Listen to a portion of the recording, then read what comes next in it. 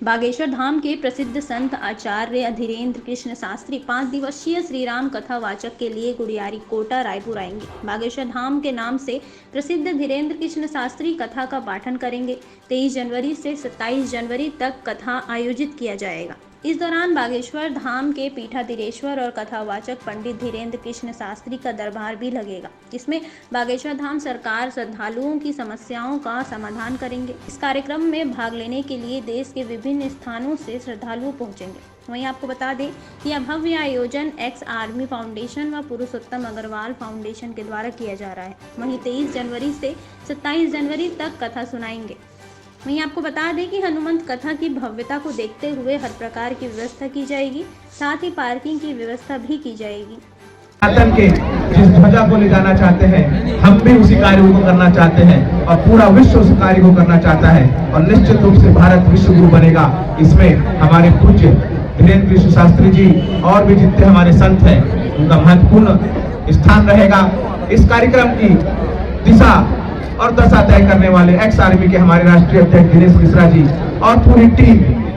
यह जो कार्यक्रम है 2 लोगों के द्वारा, स्वर्गीय पुरुषोत्तम अग्रवाल जी फाउंडेशन जो कि मेरे बड़े भाई थे और एक्स आर्मी जो कि रिटायर्ड सैनिकों का एक बहुत बड़ा संगठन है, यह दोनों मिलकर ही इस कार्यक्रम को समाज और सेना एक बड़ा संदेश हम देना चाहते हैं। और इस कार्यक्रम में निर्धन कन्याओं का विवाह, रिटायर्ड सैनिकों का भी सम्मान, ऐसे सैनिक जो देश के लिए सर्वोच्च बलिदान देते हैं उनका सम्मान, ऐसे 2 बड़े आयोजन भी हम साथ में करेंगे।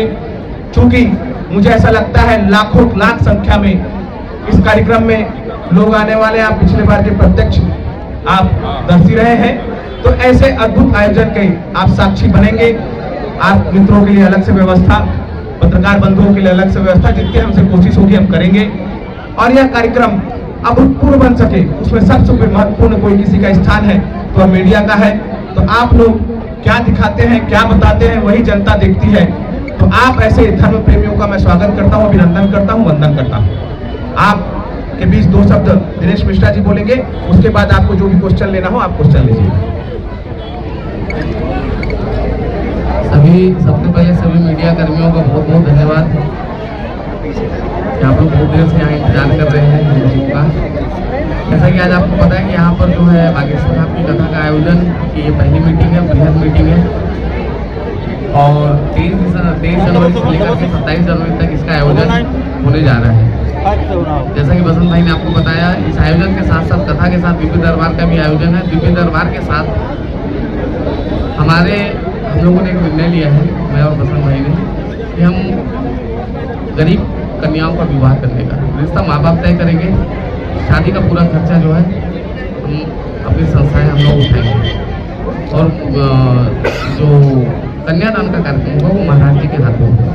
और साथ में हमारे छत्तीसगढ़ के 32 सैनिक जो शहीद हुए हैं अभी तक, उन शहीद सैनिक के परिवारों का सम्मान जब से हमारा देश आज़ाद हुआ, और साथ में जो पुलिस के भी जवान जो शहीद हुए हैं, सीआरपीएफ पैरामिलिट्रीज के जवान जो शहीद हुए छत्तीसगढ़ के, उन परिवारों का सम्मान का भी कायम किया।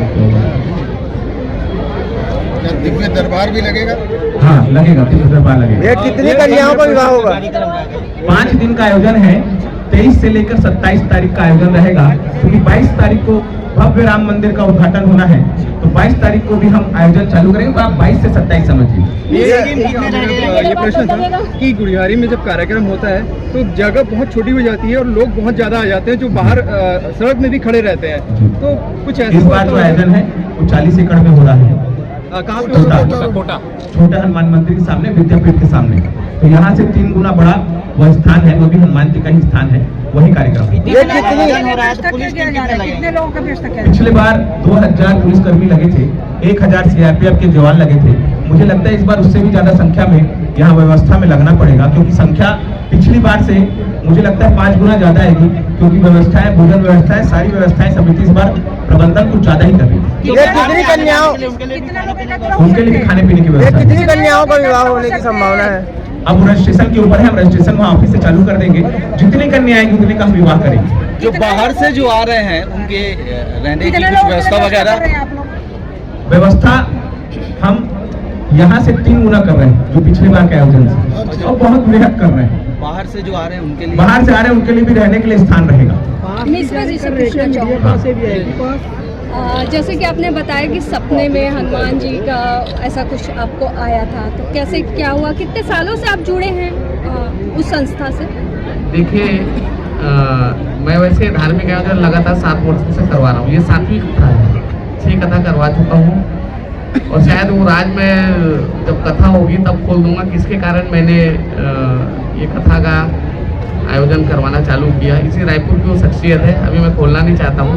जब कथा होगी उस दिन मैं सबके सामने वो भी बता दूंगा कि कौन शख्सियत थी जिसके कारण मैंने एक बार का संकल्प लिया था, लेकिन अचानक आखिरी दिन मेरे को भाव में या इसमें जीवन भर के लिए संकल्प ले लिया कि जब तक मैं जिंदा रहूँगा प्रत्येक वर्ष एक कथा का आयोजन होता है। तो 6 कथा हो गई है, 7वीं कथा जिसमें आदरणीय मेरे बसंत भैया का सबसे बड़ा योगदान और हमारी पूरी टीम जो बैठी है, हमारे सैनिक भाई लोग, समाज के सभी लोगों का पूरा सहयोग है और ये आजीवन हर वर्ष चलता रहे। कुछ बड़ी प्लानिंग भी है, बसंत भैया को चीज़ें पता है, आने वाले समय में आपको अगले वर्ष और कुछ देखने को मिलेगा, उससे अगले वर्ष और देखने को मिलेगा। ऐसी कुछ प्लानिंग चल रही है, बाकी चीज़ें आपको समय पे बताएंगे। ये कथा का समय क्या रहेगा, कुछ अभी तय नहीं है, समय जो है महाराज जी से बात करेंगे, तारीख तय है, समय हम आपको बताएंगे।